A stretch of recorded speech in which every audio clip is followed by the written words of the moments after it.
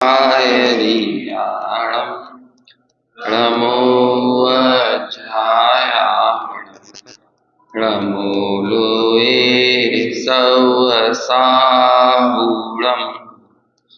मङ्गलं भगवान् वीरो मङ्गलं गौतमो गणी मङ्गलं कुन्ददाद्यो जैनधर्मोऽस्तु मङ्गलम् सर्वमङ्गलमाङ्गल्यं सर्वकल्याणकारकं प्रधानं सर्वधर्माणां जैनं जयतु जैनं जयतु वन्दित सर्वसिद्धे धूमचलमणोऽमं गतिं पत्ते वोच्छामि समय पाहुड निर्मो सुध केवली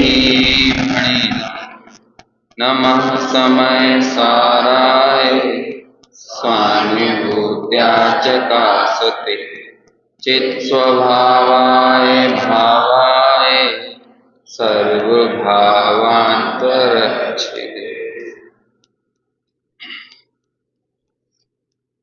समय सार ग्रंथ की गाथा क्रमांक 15 पर अपनी चर्चा चल रही है, जिसकी टीका का पहला हिस्सा जिसमें इस गाथा के भाव को सैद्धांतिक रूप से व्यक्त किया है, उसकी कल हमने चर्चा की थी कि आत्मा की अनुभूति मतलब क्या, और जिस आत्मा की अनुभूति को ही ज्ञान की अनुभूति कह रहे हैं और ज्ञान की अनुभूति को ही आत्मा की अनुभूति कह रहे हैं, ऐसा वो आत्मा या ज्ञान मतलब एक सामान्य तत्व, जो पिछली गाथा में हमने उसका विशेषण अविशेष देखा था, है ना। इसमें भी है अविशेष शब्द, उस अविशेष शब्द को ही मुख्य रखकर कि वही सामान्य की अनुभूति मतलब सामान्य का अवभाषण, सामान्य का बोध हमको मुख्य करना है, और उसी काल में जो विशेष भाव हैं उनका तिरोभाव करना है। तो इसे कहते हैं सामान्य का आविर्भाव और विशेष का तिरोभाव। यहाँ पर सामान्य माना गया है ज्ञान को और विशेष माना गया है ज्ञेयों को, क्योंकि ज्ञान जब भी प्रवर्तता है, ज्ञान की प्रवृत्ति ऐसी ही होती है कि वो स्व और पर को प्रकाशित करता हुआ ही प्रवर्तता है। ज्ञान की एक समय की पर्याय भी ज्ञेय से शून्य नहीं होती। हम कभी ऐसा दर्पण लेकर आ सकते हैं बाजार से जिसमें कुछ झलकता ना हो, कहीं मिलता है ऐसा दर्पण? नहीं, हमें तो दर्पण चाहिए, हमें वो मत दर्पण दो जिसमें कुछ झलके, है ना। अपन दुकानदार से जाकर ये तो नहीं कहेंगे ना कि भैया ये कैसा दर्पण है, इसमें पता नहीं क्या क्या दिख रहा है। मान के चलो आजकल वो फर्नीचर वालों की दुकान है, ये पहले सुभाष फाटक पे होती थी, तो सामने वो बूचड़ खाना होता था, कचरे का ढेर लगा रहता था। अब वहीं मान के चलो आप ड्राइंग वो क्या कहते हैं ड्रेसिंग टेबल लेने गए, अब उसी ड्रेसिंग टेबल में क्या दिख रहा है, सामने का वो बूचड़ खाना भी दिख रहा हो वहां पे, और उसी में सामने बहुत ज्यादा कचरे का ढेर लगा हुआ वो दिख रहा हो। तो वो लोग वहां से वो ड्रेसिंग लेना हो तो लेके आएंगे कि नहीं, क्योंकि उस कांच में तो पता नहीं क्या क्या दिख रहा है। कहते हैं हमें ऐसा कांच दो जिसमें कुछ दिखता नहीं हो, मतलब ऐसा दर्पण दो कुछ दिखाई ना दे, तो ले पाना संभव ही नहीं है। और हम लोग भी जब गेयों के साथ छेड़खानी करते हैं ना, हमारे जिंदगी भर हमारी छेड़खानी गेयों के साथ ही चलती रहती है। ये गे ना जानने में आए, ये गे जानने में आए, है ना। ये मुझे दिखे, ये मुझे ना दिखे। हम बस यही तो बदल रहे हैं ना कि ये गंदे दृश्य हमारे सामने से हटाओ, है ना। ये बाल बच्चे मस्ती करते हैं, ये मैं अपने परिवार में बच्चों को ऐसा बिगड़ता हुआ नहीं देख सकता, मैं उन्हें संस्कार रहित होता हुआ नहीं देख सकता। अब अपने कर्तव्य होते हैं उनके प्रति, तो उन्हें सिखाने का समझाने का भाव आता है, और वो आना भी चाहिए, आए बिना रहेगा नहीं। लेकिन यदि उसी चीज को आपने अपने दिमाग पर बहुत ज्यादा लोड ले लिया तो क्या होगा कि हमारी वर्तमान में जो एक अवसर था ना हमारे पास कि ज्ञेय से भिन्न ज्ञान की अनुभूति करने का, वो अवसर अपने हाथ से चला जाएगा। और होता यही है, क्यों हमारे और आपके यदि हमारी समस्याओं को सुना जाए ना, तो हमारी सारी समस्याएं गेय के आसपास घूम रही हैं। और कमाल की बात यह है कि एक भी गेय ज्ञान में प्रवेश नहीं करता। अब आचार्य कह रहे हैं कि जिन समस्याओं की तुम बात कर रहे हो वो समस्याएं जहां पर समाधान है, जो ज्ञान स्वभाव है, वहां पर कभी घुसती भी नहीं है, और हम तुम्हें जहां दिखाना चाहते हैं वहां तुम देखना नहीं चाहते। तो जो समाधान को देखना ना चाहे और सिर्फ समस्याएं गिनाता रहे, ऐसे उस व्यक्ति की समस्याएं कब रीत जाएंगी? कभी रीतने वाली नहीं है, खत्म होने वाली नहीं है।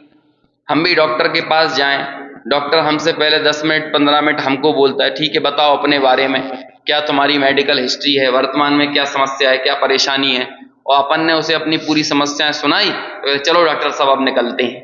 ऐसा कर सकते हैं क्या अपन? तो कहते हैं कि अब वो जो समाधान की तरफ दृष्टि कराने वाला है, यदि हम उसकी बात ना सुने, उसे ना माने, तो हमारा समाधान कभी होने वाला है नहीं। कुछ ऐसा ही हमारा धर्म के क्षेत्रों में हाल है। हम धर्म के क्षेत्र में सुबह सुबह पूजा कर लेते हैं और उन पूजाओं में अपनी पूरी समस्या बता देते हैं कि प्रभु अनादि काल से जग में प्रभु है ना, जड़ चेतन को एक मानकर मेरी दुर्दशा होती रही है। अपन ने सारी समस्याएं बता दी, ऐसा लगता है कि अपन भगवान से ज्यादा जानते हैं, है ना। तो इस तरह से उन्हें समस्याओं का पूरा पूजन की पंक्तियों में ज्ञान करा देते हैं। लेकिन जब वो समाधान की तरफ हमारी दृष्टि करवाते हैं तो कहते हैं चलो अब हमारा दुकान जाने का टाइम हो गया। तो अभी तक हम वही दुकान का, घर का, गृहस्थी का, परिवार का, उन्हीं समस्याओं का जिक्र कर करके भगवान को सुना रहे थे कि प्रभु देखो मैं जड़ में कैसा आसक्त बना हुआ हूं, और इस जड़ में आसक्ति के कारण मैं दुखी हो रहा हूं। और अपन ने अपनी समस्याएं सुनाई और वापस फिर जड़ में घुस जाते हैं। होता है कि नहीं? अब आचार्य हमको समझाते हैं कि देखो ये हमारी पूरी समस्याएं सिर्फ कहाँ हैं, ये गेयों में है। और कमाल की बात यह है कि गेय ज्ञान में घुसते नहीं है, ये बात का दृढ़ श्रद्धान रखो। और जब गेयों को देखना बंद करोगे इन द सेंस गेय कभी दिखना बंद होंगे नहीं। ज्ञान में तो गेय झलकेंगे ही, लेकिन ज्ञान की अनुभूति का मतलब क्या है कि आते जाते गेयों से अपना निर्धारण मत करो।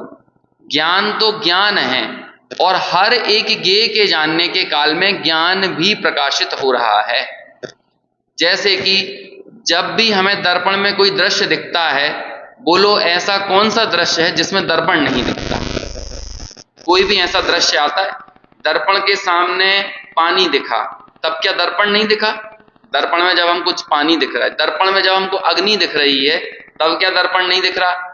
तो चाहे जल दिखे, चाहे अग्नि दिखे, चाहे आकाश दिखे, चाहे कुसुम फूल दिखे, चाहे कीचड़ दिखे, चाहे सोना दिखे, चाहे मिट्टी दिखे, लेकिन इन सबको दिखाते हुए भी दर्पण कब नहीं दिखता? कहते हैं हर एक गेय की अनुभूति करते समय दर्पण रूपी ज्ञान की अनुभूति भी गर्भित है।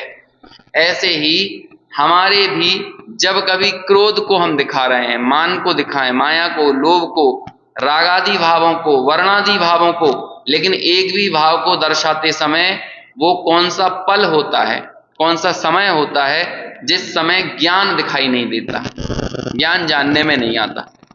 सबकी हर वक्त जानने में आ रहा है ना, यही तो ज्ञान का सामान्यपना है, यही तो ज्ञान का अविशेषपना है। और ये जो आने जाने वाले भाव हैं, है ना, वो सब क्या है? वो विशेष भाव हैं। एक ड्रेसिंग टेबल दुकान से निकलकर किसी के घर पे डिलीवर होने के लिए जा रही थी, तो वो लोग वो रास्ते में जब ऐसे जा रही थी ना, ऊपर ट्रक पे रखा के, लोडिंग ऑटो में रखा के, तो सब चीजों को दिखाते हुए जा रही थी। तो वो जो मालिक था, उसे खरीदने वाला, वो लोग कब बेचैन और विचलित होता है? कोई एक समय तो ऐसा आता होगा ना जब वो बेचैन विचलित होता होगा कि जब वो ऑटो में रखा हुआ जो दर्पण था, जब उस दर्पण ने कीचड़ को दिखा दिया, तब तो क्या, अरे पूरा भी नया खरीदा था दर्पण और पूरा दर्पण खराब हो गया है, ऐसा कहता होगा। और जैसे ही एक सुनार की दुकान के सामने से निकली, अरे वाह हमने तो मात्र 5,000 का दर्पण खरीदा था और 5 लाख का सोना भी आ गया इसके अंदर। बोलो ऐसी खुशी होती है? चाहे वो सोने को दिखाते हुए जाती है तो भी अंदर में उसे तो क्या लगता है, दर्पण ही मेरा है ना। जिस समय वो कीचड़ को दिखाते हुए जाती है तब भी क्या मानता है, दर्पण ही मेरा। उसका पूरा एकत्व और निजत्व किस में रहता है? दर्पण में। उसमें अच्छे गेय झलके तो उसे बहुत कोई अति उत्साह और प्रसन्नता नहीं होती, और उसमें यदि बुरे गेय झलकें तो उसे निराशा और अवसाद नहीं होता। तो ये कहलाती है सामान्य की अनुभूति। ऐसे ही केवली भगवान सादी अनंत काल तक अपने इस ज्ञान रूपी दर्पण में पूरे लोकालोक को झलकाते रहेंगे, लेकिन वो लोग उस लोकालोक को झलकाने में उनकी निजत्व की अनुभूति किसके साथ रहती है? अपने ज्ञान दर्पण के साथ, है ना। एक किताब लिखी गई है ना ऐसी, ज्ञान दर्पण, अपने से सोनगढ़ से ही प्रकाशित हुई, उसका नाम ही था ज्ञान दर्पण, है ना। या फिर शायद एक पत्रिका निकलती थी, कोई तो थी चीज ज्ञान दर्पण नाम से, तो वो इसी कॉन्सेप्ट पर निकाली थी। उसका वो टाइटल दिया था ना, उसका कॉन्सेप्ट यही था कि जहां पर सामान्य का आविर्भाव हो और विशेष का तिरोभाव। हम लोगों की कोशिश और चेष्टा ये रहती है कि गेयों को अलग कर कर ज्ञान की अनुभूति करें, लेकिन ये काम कभी तीन काल में होगा नहीं। जब भी ज्ञान की अनुभूति होगी गेयों के साथ ही होगी। तो इसी बात को कल हमने इस पूरी टीका के पहले हिस्से में पढ़ा था। अब यहाँ पर एक भोजन के व्यंजनों के उदाहरण के माध्यम से इसी बात को आचार्य और स्पष्ट करते हैं। देखो 44 पेज पर, जैसे के बाद अपन पढ़ेंगे, उसके पहले एक बार और अपन गाथा पढ़ लेते हैं। जो पश्यति अपाणम अबद्ध पुट्ठम अनन्यम विशेषम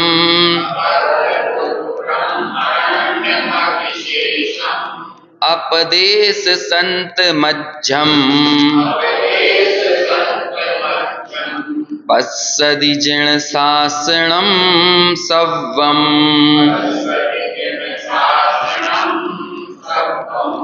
पद्यानुवाद।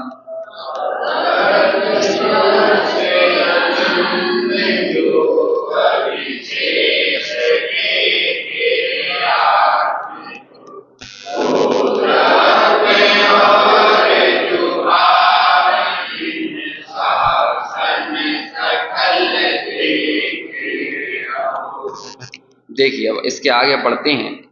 जैसे अनेक प्रकार के शाक आदि भोजनों के संबंध से, शाक यानी होता है सब्जी, है ना, तो सब्जी आदि के भोजनों के संबंध से उत्पन्न सामान्य लवण के तिरोभाव और विशेष लवण के आविर्भाव से अनुभव में आने वाला जो सामान्य के तिरोभाव रूप और शाक आदि के स्वाद भेद से भेद रूप विशेष रूप लवण है। अब ये शाक आदि का भेद मतलब क्या हुआ?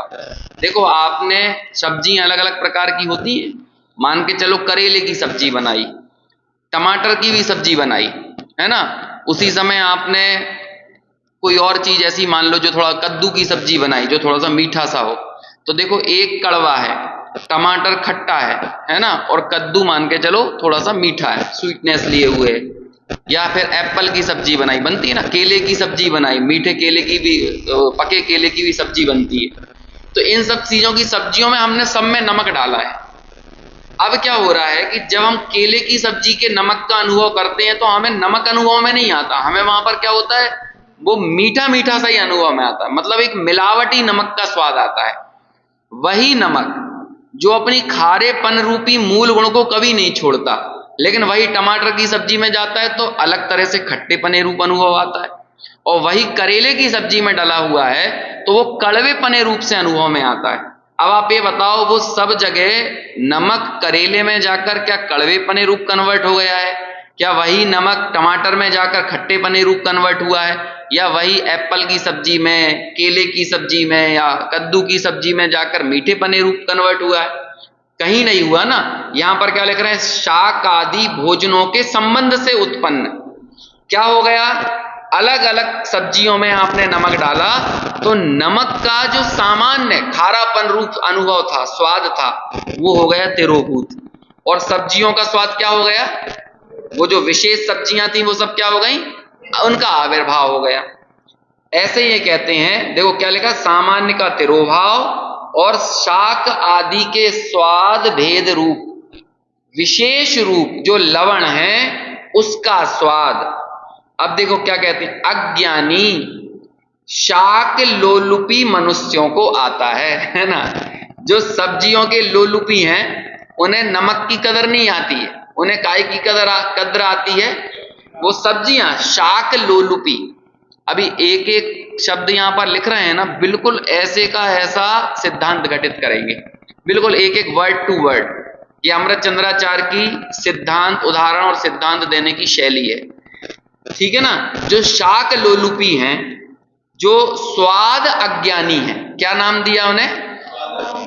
अपन सब लोग ऐसे ही हैं ना, अपन सबको जो कॉमन फैक्टर है ना वो कभी नहीं दिखता भोजन में, अपन को हमेशा वो विशेष की अनुभूति होती रहती है, लेकिन उनमें पड़े हुए कॉमन चीजें कभी चेंज नहीं होती हैं। आप देखोगे हल्दी है, जीरा है ना, ये चीजें मान के चलो हर सब्जियों में पड़ी हो, धना, मिर्ची, हल्दी, जीरा, ये क्या बोलते हैं इसको, ये पूरे जो स्पाइसेस होते हैं ना, बहुत सारे लोग ऐसा कहते हैं कि सारा का सारा स्वाद स्पाइसेस में ही होता है, और स्पाइसेस के एक्सपेरिमेंट से ही आप सब्जियों में स्वाद क्रिएट करते हो। लेकिन लोग बागों को क्या लगने लगता है, ये सारा स्वाद कहां से क्रिएट हो रहा है? सब्जियों से। ये जो देशों को गुलाम करने के लिए अंग्रेज निकले थे ना, इसका सबसे बड़ा कारण था इनकी जीव लोलुपता, स्वाद लोलुपता। क्योंकि ये सब लोग वहां पर पैदा हुए ध्रुवीय क्षेत्रों पर, पोलर एरिया, जहां ये मान के चलो हॉलैंड हुआ, नीदरलैंड के लोग निकले, फ्रांस के लोग आए, इंग्लैंड के लोग आए। यहाँ पर ज्यादा वो नहीं होती, सब्जियां की वैरायटी नहीं होती है, बायोडाइवर्सिटी ज्यादा नहीं है यहाँ पे। तो यहाँ पर ये नॉन वेज तो खाने वाले लोग थे, हम नॉन वेज में कोई स्वाद नहीं है, वो मांस वगैरह खाते हैं, उसमें कोई स्वाद नहीं है। यदि नेचुरली कोई खाए तो बड़ा कबीलाई आदमी, जंगली आदमी कहलाए। अब उसमें सारा स्वाद क्रिएट होता है काहे से? स्पाइसेस के द्वारा। और वो सब स्पाइस कहाँ होते थे? इंडोनेशिया, बर्मा, भारत, या जितने ये जो उष्णकटिबंधीय क्षेत्र कहलाता ना, ITCZ, inter tropical climate zone, ये सब अपना इसी कर्क रेखा और मकर रेखा के बीच में ही होते हैं ये सब। तो इसलिए ये सारे के सारे गुलाम बनाने इन्हीं देशों को गए पूरा, चाहे वो अफ्रीका के देश हो तो वो भी कर्क रेखा और मकर रेखा के बीच में आते हैं, और चाहे आप दक्षिण अमेरिका में चले जाओ, यहाँ पे अर्जेंटीना, ब्राजील, चिली, ये सब कंट्री आती है। एक सोच रहे आप, एक जिह्वा की लोलुपता से पूरी दुनिया को गुलाम बनाने निकल गए। तो पहले तो ये मसालों के व्यापारी बन के आए, मसाले खरीदते थे, है ना, और फिर धीरे धीरे देखा कि भाई हमारे यहाँ तो कुछ भी नहीं है, और वाकई में यहाँ कुछ नहीं था। ये जितने भी है ना इंग्लैंड यहाँ पर आज से 1500, 1200, 1300 साल पहले एक्चुअल में कुछ नहीं था, और सारी संपन्नता, समृद्धि इन्हीं जगहों पे थी, है। सारी सभ्यताएं यहीं डेवलप हुई हैं, चाहे वो मेसोपोटामिया की सभ्यता हो, चाहे वो हिंदू कुश वाली सिंधु घाटी की सभ्यता हो, सब इन्हीं जगहों पे पैदा थी। तो इन्हें अपने आप पर इतना तरस आया, और भारत वगैरह ने तो वैभव की बहुत परंपराएं देखी थी, तो इन्हें तो ज्यादा राग नहीं था। ठीक है, ले जाओ 10-20 सोने की गिन्नियां ले जाओ, है ना, 100-50 जेवर ले जाओ, यहाँ तो सोना चांदी ऐसा अथा, यहाँ तो लोग त्याग त्याग के। अब सोचो आप 25 लाख मुनि, मेरे हिसाब से 25 लाख मुनि कब थे? आज से 2000 साल पहले, जो महिमा नगरी में जो यति सम्मेलन हुआ था, 75वां यति सम्मेलन, उस समय पंचम काल की बात कर रहे हैं, लिखित प्रमाण में है, ये तो शिलालेखों पर उद्धृत है। आप सोचो दृश्य कैसा होता हो, जितनी आपकी भोपाल की जनसंख्या है ना, इतने मुनिराज एक जगह पर एकत्रित हो गए, और सब बड़े बड़े राजा महाराजा, खारवेल जैसे मुनि, चंद्रगुप्त जैसे राजा, खारवेल जैसे राजा, ये सब लोगों ने बाद में अपने पूरे वैभव को, साम्राज्य को छोड़ दिया। अब खारवेल का राज्य कितना विशाल था, कलिंग से लेकर और अफगानिस्तान तक, ये इतना इतना राज्य के स्वामी थे। अब कोई इतना सारा राजपाट छोड़ के कहां चला जाए? वैराग्य धारण कर ले और मुक्ति की साधना करने लगे तो पैसे का क्या होगा? जो होना होता रहे, उसे क्या मतलब, जिसे लूटना हो ले जाए। समय सार में एक गाथा आएगी, छिज्जदुआ बिज्जदुआ लिज्जदुआ अहव जादू विप्लयम जम्मा तम्मा गच्छदु तह वीणाहु परिग्रहो मज्जे। ये गाथा, इसमें क्या करे, क्या होगा उस परिग्रह का? बताओ, जो त्याग देगा परिग्रह, उसका क्या होगा? जो त्यागने वाले व्यक्ति के दिमाग में क्या चलेगा उस परिग्रह के बारे में? मैंने ये राजपाट छोड़ दिया, इसका क्या होगा? मालूम वो गाथा क्या कहती है? छिद ना हो तो छिद जाए, भिद ना हो तो भिद जाए, जहां जाना हो वहां चला जाए, या प्रलय को प्राप्त हो जाए, जिसे ले जाना हो वो ले जाए, है ना, चाहे जो होना हो वो हो जाए, लेकिन फिर भी परिग्रह मेरा नहीं है। तो ये हालत थी, ऐसा था भारत, ऐसी अनासक्ति वाला भारत था। अब वो जो स्वाद लोलुपी लोग थे, जो एक्चुअल में स्वाद लोलुपी जानवरों को कहा जाता है, त्रियंचों को, विवेकानंद ने भी एक बात कही है कि जैसी लोलुपता भोजन ग्रहण करने में या भोगों विषय सेवन में जानवरों की देखी जाती है, पशुओं की देखी जाती है, वैसी मनुष्यों में नहीं दिखना चाहिए, क्योंकि मनुष्यों का आहार उसका ज्ञान विवेक है। ये तो विवेकानंद ने लिख दिया, समझ में है ना। और भी जो भी भारतीय संस्कृति के लोग हैं, हमारा आहार क्या है? हमारा ज्ञान विवेक। लेकिन आपको देखना है ना दृश्य, तो देख लो जरा, कभी अभी सैटरडे शाम को सागर गहरे के सामने जाके देख लो, है ना, विष्णु क्या नाम है, यही सब है ना अपने, इनके सामने देख लो, खड़े हैं नंबर लगा के, टोकन पकड़ा दिए उनको। एक तो सामने वाले की बिक्री भी हो रही है और वो टोकन ले लेके खड़े हुए हैं, करोड़पति आदमी जो उतरते मर्सिडीज से हैं, लेकिन खड़े हुए हैं वहां पर कि हमें एक थोड़ी सी देर बाद हमें चाउमीन खाने मिल जाएगी, कि हमको ये कुछ और खाने, पिज्जा खाने मिल जाएगा। एक बार इन सब चीजों की हिस्ट्री देखो आप, पिज्जा की हिस्ट्री देखो। पिज्जा मजदूरों के लिए दिया जाने वाला भोजन था। इटली में पिज्जा का जन्म ऐसे हुआ था, मजदूरों के लिए भोजन, की पुरानी बासी रोटी बच गई, उसी बासी रोटी में अब क्या करें, अब ये भेद करके खाना तो ज्ञानियों का काम है, लेकिन क्या करेंगे, सब मिला जुला, ज्ञान और गे सब मिश्रित, है ना। ऐसे ही आटा, सब्जी और भी जो जो कछु था बचा हुआ रात भर का, उस सबको मिलाया, उसे सेंका और बनाकर दे दिया, तो बन गया पिज्जा। तो ऐसे जितने मजदूर, सैकड़ों हजारों मजदूर काम करते थे, अब उन्हें कौन अलग अलग परसवाई करेगा, जैसे इंडिया में होती है कि छोला की सब्जी अलग में, फिर दाल अलग, फिर मसाला भी चाहिए, फिर नींबू की मिर्ची भी चाहिए, फिर नमक, कितनी सारी वैरायटी। इतना काम थोड़ी है, मजदूरों के लिए इतना अलग अलग बांटेंगे तो काम कब होगा। 20 मिनट की रिसेस हुई तो क्या करेंगे, पुरानी बची हुई सब रोटी लाओ, सबके ऊपर जितना कल का बचा हुआ सब्जी वब्जी साग वाग था सब रखो, और उसी को बना के सेंक के और दे दो सबको, तो बन गया पिज्जा। ये इटली में मजदूरों को खाने और खिलाने वाला भोजन था। लेकिन देखो कालांतर में चीजें बदलती चली जाती हैं। ये सब चीज ये इसके लिए यहां पर बोल रहे हैं स्वाद अज्ञानी, ये स्वाद अज्ञानी शब्द का प्रयोग किया है। अब बताओ कॉमन फैक्टर क्या है इन सब चीजों में। ये सब लोग ये जो कहते हैं ना, अभी मेरा कई लोग होते हैं ऐसे, अभी अपन से आके बोलने लगते हैं, क्यों भाई कैसा जीवन है तुम्हारा, बिना आलू के कैसे चलता होगा, है तुमने अपने जीवन में आज तक खाया ही नहीं है, तो उसके बिना तो कुछ होता ही नहीं है, बनता ही नहीं है, तुम्हारा तो जीवन बेकार है यदि तुमने कभी आलू का पराठा नहीं खाया तो, है ना। तो मैंने कहा देखो ऐसा है कि जैसे तुम ये शब्दों का प्रयोग कर रहे हो ना कि तुमने कभी आज तक आलू का पराठा नहीं खाया तो तुम्हारा जीवन बेकार, ऐसे किसी नॉन वेजिटेरियन आदमी से बात करो तो वो आदमी तुमसे यही बोलेगा कि अरे तुमने कभी बटर चिकन नहीं खाया, तुम्हारा तो जीवन बेकार है, तुमने फलानी चीज नहीं खाई। लेकिन बोलो हमें कभी विकल्प भी आता है कि हमारा जीवन बेकार है, हमने वो नहीं खाया, तो फिर क्या है, फिर हमें ये पर्टिकुलर ये शाक लोलुपी शब्द देखो कितना ऐसा इस्तेमाल किया है, ये आचार्यों का ही प्रयोग है कि सब्जियों के लोलुपता में, सचित्त सब्जियों की लोलुपता में, क्योंकि सचित्त के प्राय हम लोग भी अभी त्याग करेंगे ना, हरी सब्जियों का त्याग करेंगे या उनकी मर्यादाएं ले लेंगे, जो भी रहेगा, तो उसमें क्या रहता है हमारा, अरे भाई चुपचाप उदर पूर्ति करना है, उसे उदर पूर्ति करो, भोजन में समय कम से कम करो। लेकिन अभी क्या है, अपने उल्टा बन गया है। अभी क्या है, जो हरी सब्जियां तो बनाना नहीं है, तो अब उसमें भी जितनी वैरायटी हम बना सकते हैं, किसमें, हरी सब्जियों के अलावा, अपना सारा उपयोग वहां लगाते हैं। अब किशमिश की सब्जी बनाओ, मेथी के दाना की सब्जी बनाओ, फिर किसी और चीज की सब्जी बनाओ, तो जितनी ज्यादा, अभी वो काम किया किस लिए गया था कि आपके उपयोग की बर्बादी कम हो, समय की बर्बादी कम हो। समय और उपयोग की बर्बादी कम होगी तो ज्यादा से ज्यादा समय स्वाध्याय में, ज्ञान आराधन में लगेगा। लेकिन अभी हमने क्या, उसमें ही वैरायटी निकाल दी, फरारी में वैरायटी निकाल दी, फलाहार में वैरायटी निकाल दी, तो अल्टीमेटली कर क्या रहे हैं, खाना तो खा लेते 60 रुपए का, लेकिन अब ड्राई फ्रूट खा जाएंगे 600 रुपए की, है ना।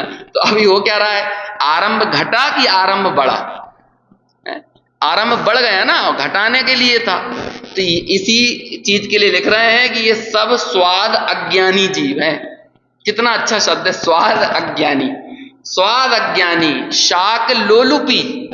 और ये स्वाद अज्ञानी शाक लोलुपी जीवों के लिए क्या लिखते हैं आगे, जो मनुष्य हैं उन्हें वो सामान्य लवण स्वाद में नहीं आता, सामान्य नमक का स्वाद नहीं आता, किंतु अन्य की संबंध रहितता से उत्पन्न, मतलब जो नमक अन्य की संबंधता से रहित है ना, नमक का उदाहरण चल रहा है ना, नमक करेले में गया, करेले रूप नहीं हुआ, नमक टमाटर में गया, टमाटर रूप नहीं हुआ, नमक किसी और सब्जी में गया, उस रूप नहीं हुआ। वो तो इसे क्या बोल रहे हैं, वो कहीं भी चला जाए लेकिन वो उनके संबंध से हमेशा रहित ही रहता है।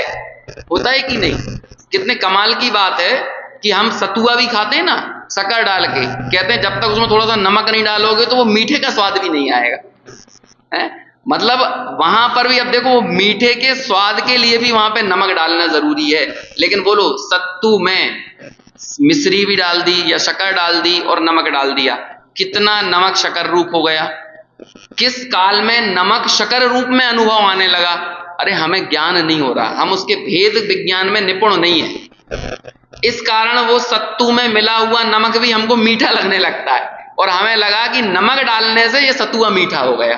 जब तक नमक नहीं पड़ा था तो मीठा नहीं हुआ था। दही वगैरह खाते हैं ना शक्कर डाल के कई, तो उसमें थोड़ा सा नमक डाल लेते हैं, क्यों? क्योंकि दही की मिठास तभी निखर कर आएगी।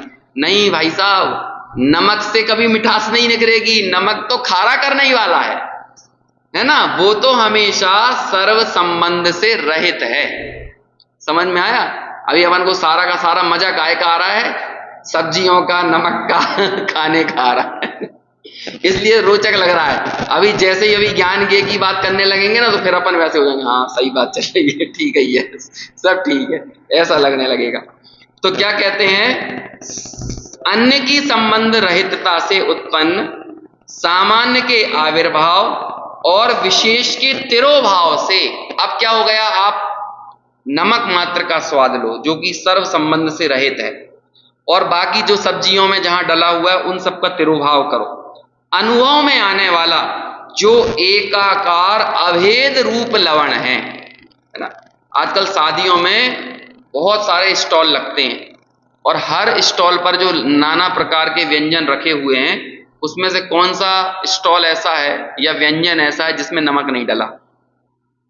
तो इतने सारे स्टॉल पर और व्यंजनों में जाकर नमक अनेक रूप हो गया कि नमक तो एक और अभेद रूप ही रहा। वो तो एक और अभेद ही रहा ना। कितने कमाल की बात है, यदि एक भी व्यंजन में वो नमक ना पड़ा हो और सब चीज पड़ी हो तो वो व्यंजन बेस्वाद लगने लगेगा। एक भी व्यंजन में भले आप कितना या, और आपने यदि सारे व्यंजनों में बहुत सब चीज डाल दी, धनिया, मिर्ची, जीरा सब डाल दिया, लेकिन नमक नहीं डाला, तो क्या होगा? पूरे के पूरे 56 व्यंजन जो आपके हैं ना, आजकल 56 व्यंजन तो पुराने जमाने की बात हो गई है ना, आजकल तो 156 होते हैं, तो वो सारे के सारे क्या हो जाएंगे? वो सब बेस्वाद हो जाएंगे। लेकिन बोलो, जब अपन निकलते हैं शादी के स्टॉल से खा पी के, तो हम में से कोई बोलता है आज तो नमक बड़ा स्वादिष्ट था कोई बोलता है ये बात? सब क्या बोलते हैं? अरे मटर पनीर बड़ा जोरदार था, अरे रसमलाई बहुत अच्छी थी। वो रसमलाई में भी नमक पड़ा हुआ है समझ में आया? रसगुल्ले में भी नमक पड़ा हुआ है, भले ही जिस भी क्वांटिटी में पड़ा हो, लेकिन सब जगह वो तो पड़ा हुआ ही है। लेकिन जितने भी आदमी स्वाद लोलुपी, वो शाक लोलुपी और स्वाद अज्ञानी है ना। क्या शब्द है? स्वाद अज्ञानी और शाक लोलुपी। एक भी व्यक्ति उस शादी के समारोह से बाहर आकर नमक की तारीफ नहीं करता है होता है कि नहीं? ये यहां पे बताएंगे, देखो आगे।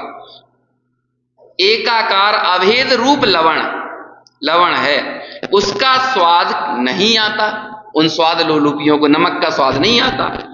और परमार्थ से देखा जाए, अब निश्चय से देखा जाए तो सबके सब नमक का ही स्वाद ले रहे थे, है ना, क्योंकि जहां पर नमक नहीं था, अरे नमक नहीं है, क्यों? होता है तो किसी को पता नहीं चलता, और नहीं होता है तो सबको पता चलता है।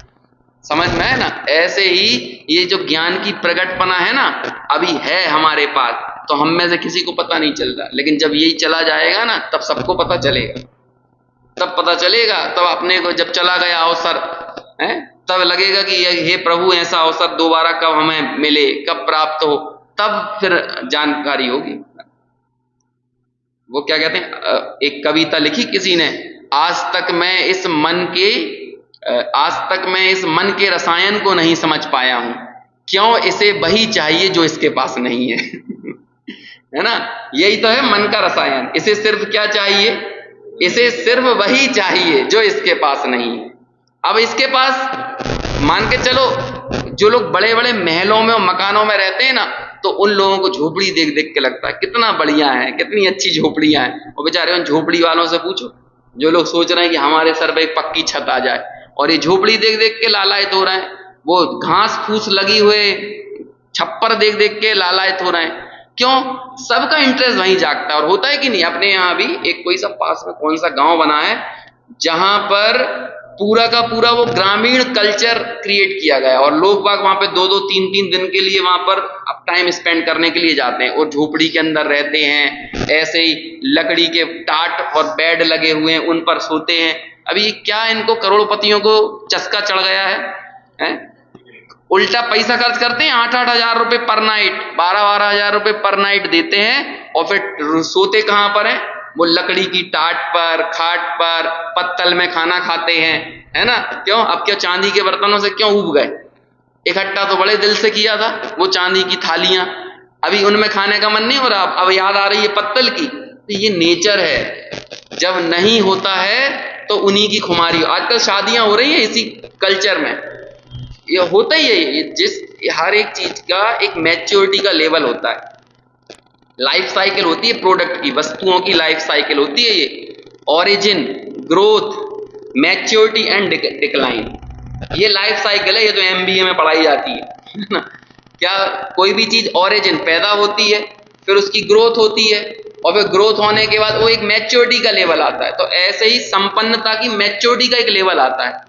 वहां पहुंचने के बाद आदमी को लगता है अब कछु नहीं है इसमें कोई दम नहीं है, तो फिर वो सब चीज को छोड़कर कहां भागता है? फिर वो जंगलों में जाता है। आज एक कॉन्सेप्ट चल रहा है पूरी दुनिया में, है ना, मिनिमाइजेशन। क्या कॉन्सेप्ट ऑफ मिनिमम, उसका कम से कम लोग सोलो ट्रेवल पे निकलते हैं, और क्या लेके निकल जाते हैं? मात्र एक चड्डा डाल लिया पीछे, एक टी शर्ट डाल ली हाफ, है ना, और उसे लेकर जूता पहन के, और जो एक जोड़ी कपड़े पहने हैं, एक आध क्रेडिट कार्ड रख लिया, मोबाइल रख लिया, बस निकल गए। मोबाइल भी नहीं लेके जा रहे, गोप्रो लेके चले जाते हैं ना। वो एक कैमरा होता है जो पानी में भी काम करता है, और कैसे ही काम करता है, अग्नि में भी काम करता है, क्योंकि आत्ममुग्धता तो नहीं जाती ना, तो उसे फोटो तो खींचना है वहां पे, है ना। तो फोटो खींचने मिलते रहना चाहिए। महिलाओं को आप अरबों रुपए के आभूषण दे दो, लेकिन 100 रुपए का आईना मत दो तो आप बताओ क्या होगा? वो करोड़ों अरबों के आभूषणों की कोई वैल्यू नहीं रह जाएगी यदि आईना ना हो। क्यों? क्योंकि इसलिए कीमत काहे की है? सामान्य की है ना, उस आईने की है। और ऐसा सामान्य हमको कहीं नहीं दिखता। ऐसे ही हम आपको पूरे विश्व का टूर पैकेज दे रहे हैं। आज के परिवेश में हम आपको, जाओ अमेरिका घूमो, जापान घूमो, इंग्लैंड जाओ, स्विट्जरलैंड जाओ, सब जगह जाओ, लेकिन तुम सोशल मीडिया का यूज नहीं कर सकते हो। जो कहीं भी जाओ, लेकिन उसका फोटो अपलोड नहीं कर सकते। तो मानो वो फोटो अपलोड करने नहीं मिलेगा तो फिर आदमी कहीं ना जाए। क्योंकि बस असली मजा काहे का है? असली मजा उस चीज को घूमने का नहीं है, बल्कि किसका है? वो फोटो अपलोड करने का। अभी 1-2 साल पहले हैप्पी न्यू ईयर के दिन क्या हुआ, फ्रांस में एफिल टावर के सामने की न्यू ईयर बड़ा अद्भुत जश्न होता है, ऐसा माना जाता है। तो कई लोग पहुंचे वहां पर करोड़ों करोड़ों लाखों लाखों रुपए खर्च करके, और वहां जाते हैं जब वो, जिसका उन्हें वर्षों से इंतजार था कि एफिल टावर के सामने का न्यू ईयर देखेंगे, तो जब वहां पहुंचे तो सब लोगों ने मोबाइल निकाल लिया, और वहां जितना आदमी था सब लोग मोबाइल में रिकॉर्ड करने लगा। अब वो क्या करेगा? एफिल टावर के सामने तो मोबाइल शूट कर रहा है, और घर जाके देखेगा मोबाइल पे। जो प्रत्यक्ष दिख रहा है उसको तो देख नहीं रहा, उसे तो मोबाइल में शूट कर रहा है। जब मोबाइल में ही देखना तो घर में ही देख लेता बैठा बैठा। ये लाखों रुपए खर्च क्यों किए थे? तो यही होता है कि नहीं? भगवान के दर्शन करने जाते हैं तो पहले हाथ जोड़ के यहाँ फोटो दे देते कैमरा, है ना, और वे कहते हैं आप फोटो खींचो पहले, फिर फोटो खिंच जाता, फिर भगवान के दर्शन होते हैं। तो वो क्या करना क्या चाह रहा है बताओ? ये फोटो का नशा है ना। एक कलयुग होता था, एक कैमरा युग है तो कलयुग तो बीत गया है, अब कैमरा युग चल रहा है। समझ में आया? जो कलयुग से भी ज्यादा खतरनाक है, ऐसा युग है। खैर, तो ये सारी चीजें, हमें जो चीज हासिल नहीं है ना, हमें सारी की सारी कीमत उसी चीज की है। अब यहां पर यही बताएंगे, देखो आगे, उसका स्वाद नहीं आता। परमार्थ से देखा जाए तो, आप निश्चय से देखो तो क्या होगा, विशेष के आविर्भाव से अनुभव में आने वाला क्षार रस रूप लवण ही, क्षार रस यानी वही खारेपन को बोलते हैं, लवण ही सामान्य के आविर्भाव से अनुभव आने वाला क्षार रस रूप लवण है। ये क्या छोटी सी बात है, रिपीटेशन लग रहा है शब्दों का, लेकिन बात बड़ी काम की है। जो सारी सब्जियों में जो क्षार रस महसूस हो रहा था, उनमें से कोई का भी क्षार रस नहीं था। वो करेले में जो कमी थी वो क्षार रस की कमी थी। क्षार रस यानी खारेपन की कमी थी। यदि करेले में नमक नहीं डाला तो करेला बेस्वाद।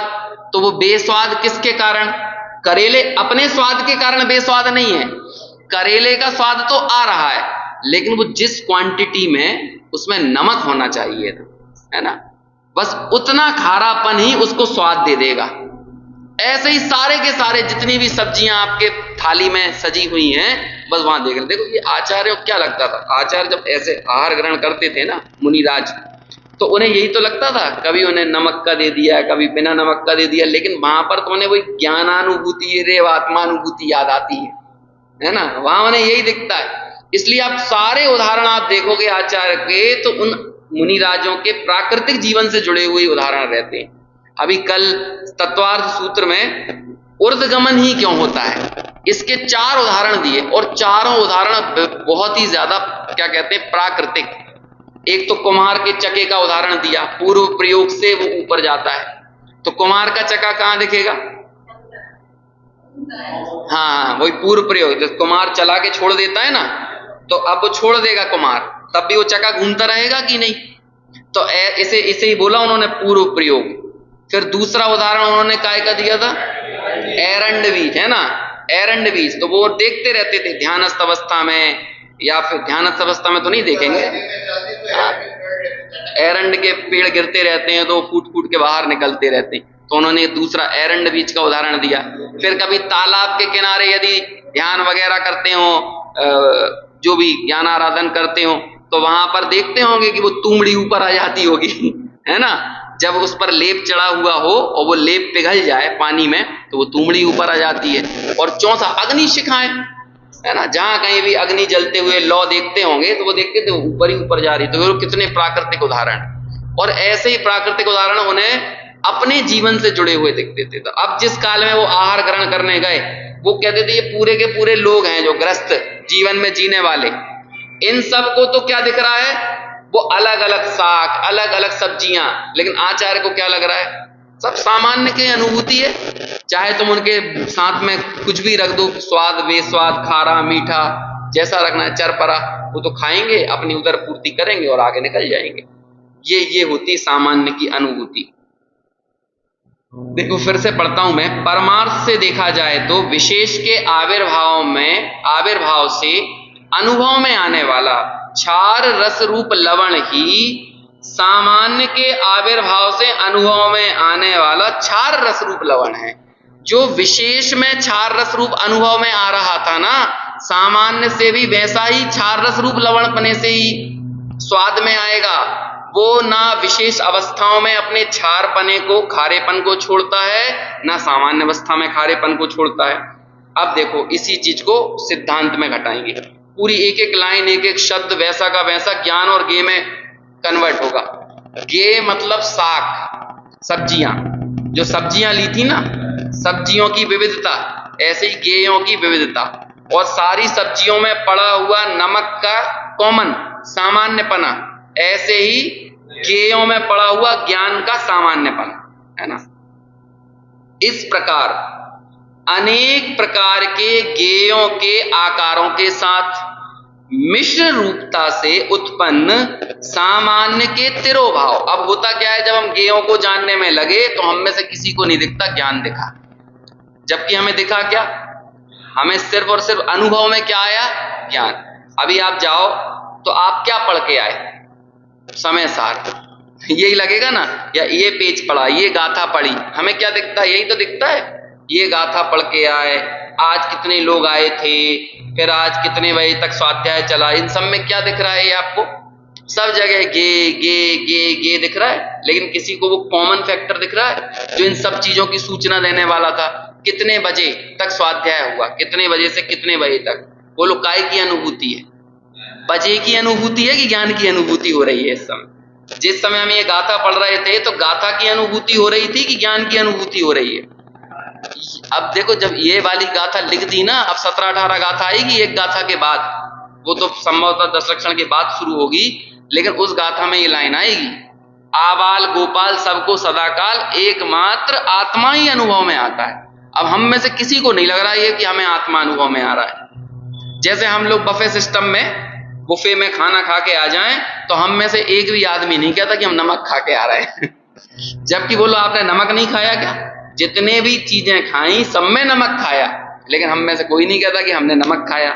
ऐसे ही हम दिन भर सुबह से शाम तक जो भी जानते हैं, हम ज्ञान ही को जानते हैं, लेकिन हम में से एक भी व्यक्ति नहीं कहता कि हमने ज्ञान को जाना। सब क्या कहते हैं? आज का दिन तो बहुत अच्छा हुआ, आज मैंने 4 घंटे ये ग्रंथ पढ़ा। लेकिन वो ग्रंथ पढ़ने में भी अनुभूति किसकी थी? आज का दिन तो बहुत खराब बीता, आज तो 10-12 घंटे सिर्फ दुकान में ही लगे रहे। वो दुकान में लगे रहने में भी किसकी अनुभूति थी? ज्ञान की अनुभूति थी। लेकिन अब हम क्या करते हैं, हमने हमारे कुछ पूर्वाग्रहों से कुछ चीजों को अच्छा मान लिया है और कुछ को बुरा मान लिया है। और अच्छा और बुरा मानना सबके लिए अपने अपने हिसाब से अलग अलग होता है। आप किसी के लिए कॉमनली नहीं कह सकते कि ये अच्छा, जिस गेयों में हमने अच्छे और बुरे का भेद किया, वो गेयों के अच्छे बुरे का भेद सबके लिए अलग अलग होता है। हर आदमी का कॉमन अलग होता है, हर आदमी का नॉर्मल अलग होता है, हर आदमी का अच्छा अलग होता है, हर आदमी का टेस्ट अलग होता है। इसे बोलते हैं ना, हर अपना अपना टेस्ट है, अपना अपनी हॉबी है, अपना अपना इंटरेस्ट है। तो ये अपना अपना क्या है? ये ज्ञान तो सामान्य है, सबका एक जैसा है, लेकिन ये अपने अपने का जो भेद हमने क्रिएट किया है वो काय का है? ज्ञान का कि ज्ञेय का? नहीं, वो भेद क्रिएट किया वो काय का है? कॉमननेस तो ज्ञान की है, लेकिन ये भेद जो हम देख रहे हैं कि ये ज्ञेयों के हमने भेद डाल दिए। और ज्ञेयों के भेद कब डाले? जब हमने ज्ञान की अनुभूति नहीं की और ज्ञेय की अनुभूति की, जो कि हम करते चले आ रहे हैं अनादिकाल से। ज्ञेयों में ही मग्नता है। देखो आगे पढ़ते हैं। ज्ञेयों के आकारों के साथ मिश्र रूपता से उत्पन्न सामान्य के तिरोभाव और विशेष के आविर्भाव से, अभी हो क्या रहा है? सामान्य तिरोभूत हो रहा है, ज्ञान तिरोभूत हो रहा है, दब रहा है, और विशेष ज्ञेय क्या हो रहे हैं? उनका आविर्भाव हो रहा है। विशेष भाव रूप, भेद रूप, अनेकाकार रूप जो ज्ञान है वह क्या कहते हैं? अज्ञानी ज्ञेय लुब्ध जीवों को स्वाद में आता है। वहां पर स्वाद अज्ञानी कहा था, यहां पर तो सीधे निरे अज्ञानी। निरे अज्ञानी मतलब एकदम पूरे के पूरे खरे खरे ना, खरे खर अज्ञानी, जो अज्ञानी है। और स्वाद लोलुपी की जगह यहां पर क्या शब्द प्रयोग किया? ज्ञेय लुब्ध। हम और आप सब ज्ञेय लुब्धता में जी रहे हैं।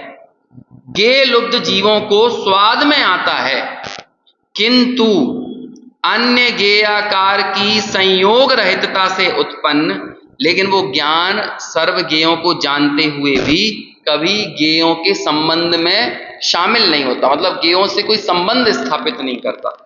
ज्ञेयों रूप कभी कन्वर्ट नहीं होता, हमेशा ज्ञेयों से भिन्न ही रहता है, अनादिकाल से भिन्न है और अनंत काल तक भिन्न ही रहने वाला है। ऐसा संयोग रहितता से उत्पन्न सामान्य के आविर्भाव, हमने क्या किया?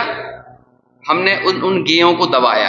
देखो ये ज्ञान की अनुभूति, और ये ज्ञान की अनुभूति का ही नाम आत्मा की अनुभूति है। अब इस गाथा में सब कुछ है, सम्यक दर्शन करने के लिए जो चाहिए ना वो सब कुछ है। और ये 24 घंटे हमारे साथ यही स्थिति बन रही है कि हमारा ज्ञान एक समय भी ज्ञेय से रहित नहीं है, एक समय के लिए भी ज्ञान ज्ञेय से रहित नहीं है। लेकिन कमाल की बात है, एक समय के लिए भी हम ज्ञान की अनुभूति करते हुए उसमें निजत्व स्थापित नहीं करते। पूरे टाइम करते क्या है, गेय की ही अनुभूति करते हैं और गेयों में ही अच्छा बुरा इष्ट अनिष्ट की कल्पना करते रहते हैं। एकाकार अभेद रूप ज्ञान वह स्वाद में नहीं आता, और परमार्थ से विचार किया जाए तो ज्ञान विशेष के आविर्भाव से अनुभव में आता है, वही ज्ञान सामान्य के आविर्भाव से अनुभव में आता है। अरे तुम्हें गेयों में जो ज्ञान अनुभव में आ रहा था ना, जब उसे सामान्य का आविर्भाव करके अकेले उसकी अनुभूति करोगे तब भी आप यही पाओगे कि वो ज्ञान अपने स्वपर प्रकाशकत्व को, जानन क्रिया को, जानन भाव को छोड़ता नहीं है। गेयों को जानते समय भी वो जानन रूप था, और जब उस ज्ञान की अनुभूति हमने की ना, उस समय भी वो जानन रूप ही रहा। जैसे कि सब्जियों में पड़ा हुआ नमक, तब भी वो खारा था, और अकेले नमक की अनुभूति की तब भी वो खारा था। ऐसे ही ज्ञान अपना नेचर कभी छोड़ने वाला नहीं है, वो तो अपने स्वभाव से ही अनुभव में आता है। लेकिन ये किसके अनुभव में आएगा? देखो अब लिखते हैं, अलुब्ध कि कौन सा शब्द प्रयोग किया? अलुब्ध, जो लोलुपी नहीं है, है ना, गेयों के लोलुपी, गेयों के आग्रही नहीं।